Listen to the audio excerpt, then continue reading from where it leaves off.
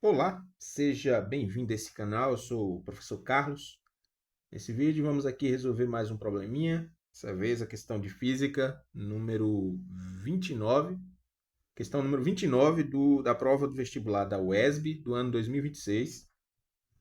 A prova é a número 4. Então, é a última questão da prova, pelo que parece, né, da parte de física. O resto aí já é química e biologia. E essa questão ela é de hidrostática, né? Eu acho essa questão, achei, né, uma questão bate sacanagem isso que fizeram aqui. Mas vamos ver o porquê. Então, nós temos aqui o seguinte: considera um fluido em repouso cuja densidade varia linearmente com a profundidade z, medida a partir da superfície livre. Aí, esse fluido tem uma densidade medida por densidade igual a densidade zero, ρ0, vezes 1 mais alfa vezes z. Com ρ0 valendo 1.000 kg por metro cúbico, alfa valendo 1,2 vezes 10 a menos 3 metro a menos 1. O campo gravitacional é uniforme e vale 10 metros por segundo ao quadrado. Um cilindro reto de raio R igual a 0,40, deve ser metro, e a altura 5 metros está totalmente submerso, com sua geratriz vertical, tendo a face superior a Z0 igual a Z0, 20 metros, e a face inferior Z0 mais H. Nesse caso, então, 25, né? Se necessário, use π igual a 3. Calcule o módulo do empuxo sobre o cilindro. Tá aí. A sacanagem é a seguinte, essa questão problema, quando a gente modela, não, ela não apresenta uma solução direta, linear, né? Nível de segundo grau. Ela necessita de uma matemática avançada para se resolver, de cálculo diferencial integral, né? É coisa que não compete a um aluno de nível de vestibular. Então aí que está a sacanagem. Mas dá para chegar a nenhum desses resultados aqui sem isso? Dá, mas não de forma correta. Não da maneira correta de se resolver a questão, de uma forma aproximada. Aí se chega nesse resultado, tirando médias. Né? O que não é o jeito certo de resolver esse problema, né? Não configura a maneira correta. Então aí que está a baita sacanagem. Mas vamos lá, né? Vamos resolver mesmo assim, do jeito que o cara que colocou a questão provavelmente achou que deveria ser a solução, né? Então, temos aí o seguinte, vamos anotar os dados, né? Antes vamos entender a situação problema. A situação problema é a seguinte: a gente tem um cilindro que está imerso num fluido, né? E esse fluido tem uma densidade variável. Aí um cilindro imerso num fluido, ou seja, está aqui o cilindro no fluido, e esse cilindro se encontra com sua parte superior na profundidade em que Z vale 20 metros. Esse cilindro tem uma altura H e a parte inferior numa altura em que Z, nesse caso aqui é Z0, em que Z vale a altura Z0 mais a profundidade do cilindro, ou seja, mais a altura do cilindro, que dá 25 metros, né? Já que vale, já que H vale 5 metros, tá? Vou aumentar isso aqui. Bom, então temos aí o que mais?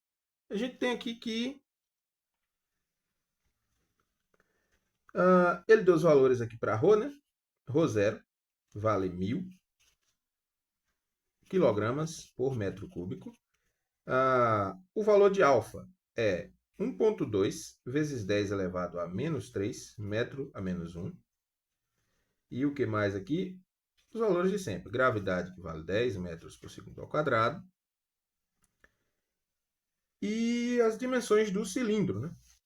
Onde a gente tem o raio do cilindro, que é 0,40, eu acho que é metro, e a altura, 5 metros, né? Já está escrito até ali. Ele manda a gente utilizar também que π seja o valor 3. E é isso, né? Aí ele fala, calcule o módulo do empuxo sobre o cilindro. Então, tá aí. Como é que a gente vai calcular o módulo do empuxo, né? Ó, o empuxo é uma força que atua num corpo imerso num fluido, atua em sentido oposto ao peso, né? Atua na vertical, para cima, né? Nesse caso aqui, você terá a força de empuxo puxando o corpo para cima. Né? E o empuxo ele tem um módulo dado por... O peso ele é igual em módulo ao peso do fluido que foi deslocado pelo corpo, quando foi imerso num líquido. Né? Então, nesse caso, o empuxo ele é calculado assim, né? Densidade do fluido, seria o ρ, vezes o volume do corpo que foi imerso, vezes a aceleração da gravidade. Só que aqui a gente tem uma situação, um problema diferente, né? A gente tem aqui o seguinte: o empuxo, ele tem a densidade que é variável, que ela depende da profundidade, ou seja, depende de Z. O volume, querendo ou não, vai acabar dependendo de Z. Ou melhor, para o empuxo, o volume vai interferir sim, porque o volume depende da dimensão vertical, que é a altura, né? Só que se a densidade é variável, então nesse caso você vai ter vários valores de empuxo para cada dimensão de profundidade, né? Quando você desce aqui, por exemplo, um pouco mais, cada camada do cilindro vai sofrer um empuxo diferente. Por quê? Porque a densidade é diferente. A densidade cresce com a profundidade. Lembre-se, a densidade do fluido no problema foi dada aqui por ρ de Z, que é igual a ρ0, vezes 1 mais alfa vezes Z. Esse alfa está parecendo um 2 aqui. Alfa vezes Z. Então, quanto mais você desce no fluido, mais denso ele fica. Portanto, o empuxo não pode ser constante, como se fosse uma densidade homogênea. Né? Não vai ser direto, não vai ser um cálculo direto como esse aqui. Mas vai ser um pouquinho mais complicado. De modo que teríamos aqui o seguinte. Vamos expandir essa expressão. Né? O empuxo ρ. ρ vale ρ0 vezes 1 mais alfa vezes Z. O volume. O volume, nesse caso aqui, seria... É um cilindro, então o volume do cilindro. Lembre-se de matemática espacial, né? Aí, para isso, se você não lembra, você vai dar uma olhada lá no canal do colega Evandro, Matemática Prime. Aí ele explica essas coisas direitinho lá. Então, nós temos aí o volume do cilindro, π vezes o raio ao quadrado, vezes a altura do cilindro. Só que nesse contexto aqui, como eu disse, essa altura ela também vai ser variável para o empuxo. Né? Cada camada do cilindro vai sentir uma força de empuxo diferente. Então, eu não vou colocar H, eu vou calcular como Z, vezes o valor da aceleração da gravidade, que é 10. Não, eu vou colocar G aqui por enquanto. Vezes G. Está aqui. Essa é a expressão complicada do empuxo. Note que tem muito item constante aqui, mas tem um que não é, que é o Z, a profundidade, é variável.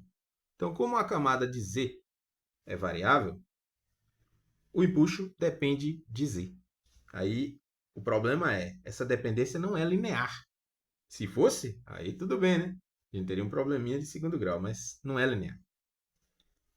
Então, teremos empuxo igual.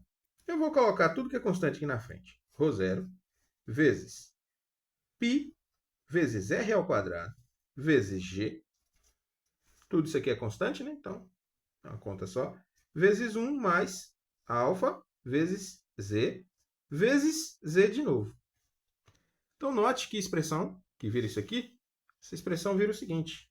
Vira empuxo igual a ρ0 vezes π r ao quadrado vezes g vezes, se eu expando aqui, fica o seguinte, fica z mais alfa vezes z ao quadrado. Então, é uma expressão que não é linear, né? Não é uma dependência linear, mas é uma dependência quadrática. Aí que está o problema. Vamos fazer o que então aqui?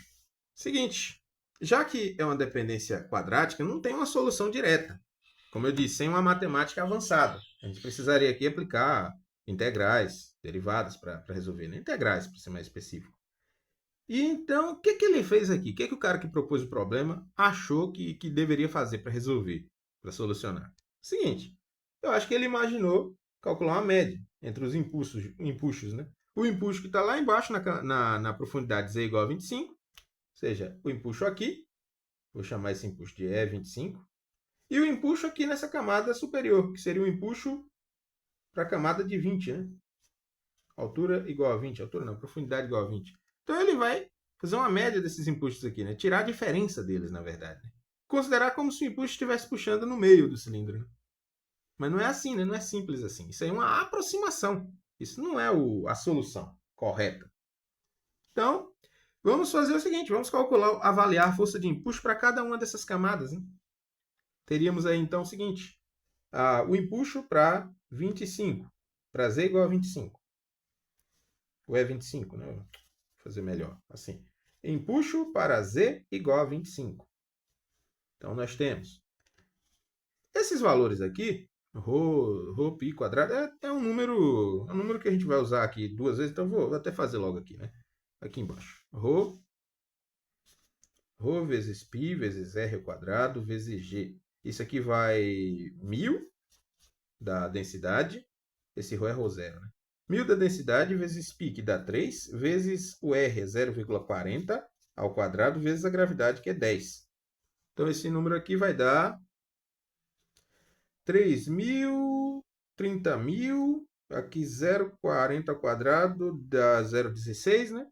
0,16 vezes 3 dá 0, dá 0,48. 0,48 vezes 10.000 dá 4.800. Então, é um número que vai se repetir aqui. Então, a gente tem 4.800 vezes Z igual a 25. Então, 25 mais alfa é 1,2 vezes 10 elevado a menos 3. Tá aqui, né? 1,2 vezes 10 a menos 3.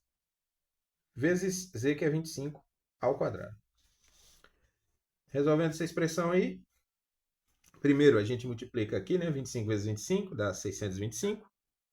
Depois você multiplica por 1,2. Aí desconta o 10 a menos 3, né? Soma com 25 e depois multiplica por 480. Eu já fiz essa conta, vou repetir ela aqui, vai dar, deixa eu ver, vai dar 123.600. Então, 123.600. É isso aí, pode conferir aí.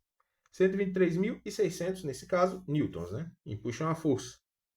É o módulo do empuxo aí para essa profundidade, o módulo dessa expressão. A segunda parte vai ser calcular o empuxo para Z igual a 20. Então, teríamos aí, de novo, a mesma expressão aqui em cima, né? Rho, lá, que dá 4.800 vezes. Aí agora, para a profundidade de 20, Z vale 20, mais 1,2 vezes 10 elevado a menos 3, vezes 20 ao quadrado. De novo, fazendo essa expressão, também já fiz essa conta. Essa conta dá 98.304 newtons. Então, nós temos esses dois valores de empuxo aí. Aí, o que o cara pensou? Vamos subtrair, né? Se o empuxo lá embaixo é um valor e ele é maior, o empuxo aqui em cima é outro valor menor, vamos tomar a diferença desses empuxos, né? Aí a gente vai ter a profundidade, o empuxo médio que esse corpo sofre, né? Então, esse empuxo médio seria o empuxo para Z igual a 25, menos o empuxo para Z igual a 20, né? E aí, se você faz essa diferença, 123.600 menos 98.304, você chega no valor de 123.600 menos 98.304, dos valores que calculamos, você chega no valor de 25.296 newtons. Aí, essa é uma das alternativas do problema, né? E aí, essa seria a solução. A meu ver, uma questão que não cabe aqui, né? A alternativa é, tá? Uma questão que não caberia numa prova de vestibular como essa. Vestibular é para nível de segundo grau. Isso aí não é. Dá para resolver, a gente resolveu aqui com ferramentas matemáticas de segundo grau, mas da forma incorreta, como eu disse. Isso aqui é uma aproximação, não é o valor exato, né? Que ele pede aí. Se ele dissesse, calcule de modo aproximado. Beleza, mas não foi o caso. Então é isso aí. Eu acho que essa questão cabia até recurso aí, né? Não sei nem se pediram, acho que não. Bom, esse foi mais um vídeo. Agradeço a você por ter assistido, chegado até aqui. Se você gosta de vídeos assim, então se inscreva no canal para mais vídeos como esse. Até os próximos vídeos.